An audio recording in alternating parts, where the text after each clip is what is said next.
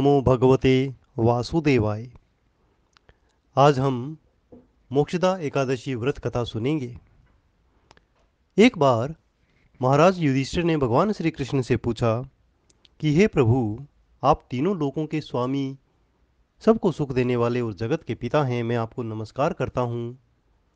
मेरा एक संशय है, मुझे कृपया विस्तार से समझाएं कि मार्गशीर्ष एकादशी का नाम क्या है, उस दिन कौन से देवता की पूजा होती है और क्या विधि है। भक्त वत्सल भगवान श्री कृष्ण कहने लगे कि हे धर्मराज, तुमने बड़ा ही उत्तम प्रश्न किया है।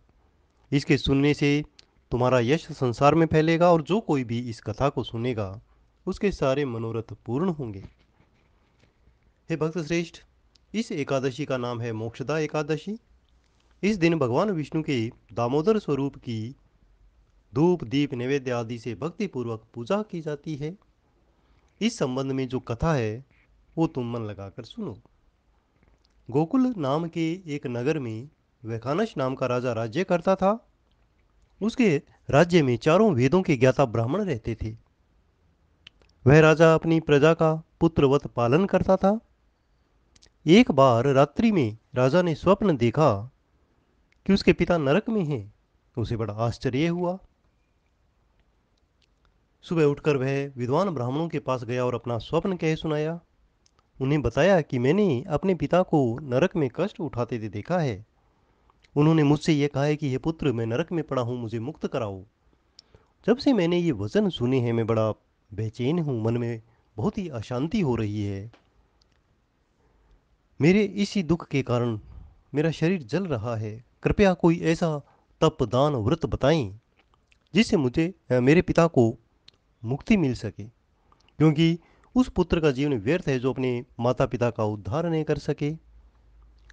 तब ब्राह्मणों ने कहा कि हे राजन, पास ही पर्वत ऋषि का आश्रम है, आप वहां जाएं, वो आपकी समस्या का जरूर हल निकालेंगे।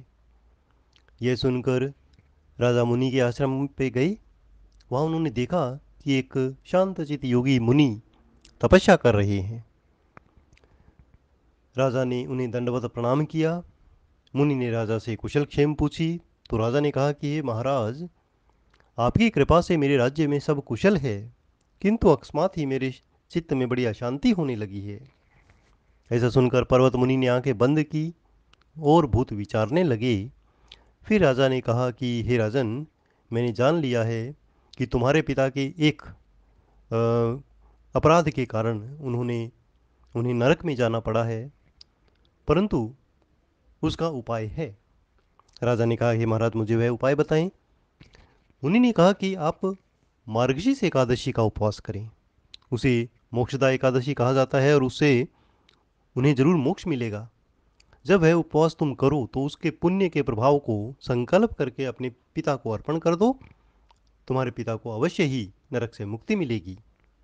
मुनि के ये वचन सुनकर राजा अपने महल में आया और मुनि के कहे अनुसार कुटुंब सहित मोक्षदा एकादशी का व्रत किया।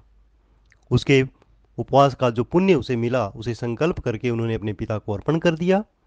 इसके प्रभाव से उनके पिता को मुक्ति मिल गई और स्वर्ग में जाते हुए वे अपने पुत्र से कहने लगे कि हे पुत्र, तुम्हारा कल्याण हो। मार्गशीर्ष मास की जो शुक्ल पक्षी एकादशी है उस दिन मोक्षदा एकादशी व्रत किया जाता है। जो भी भक्त इस व्रत को करता है उसके समस्त पाप नष्ट हो जाते हैं और अंत में वह मोक्ष को प्राप्त करता है। इस कथा को सुनने और पढ़ने से भी वाजपेय यज्ञ का फल मिलता है। यह व्रत मोक्ष देने वाला और चिंतामणि के समान समस्त कामनाओं को पूर्ण करने वाला है। ओम नमो भगवते वासुदेवाय।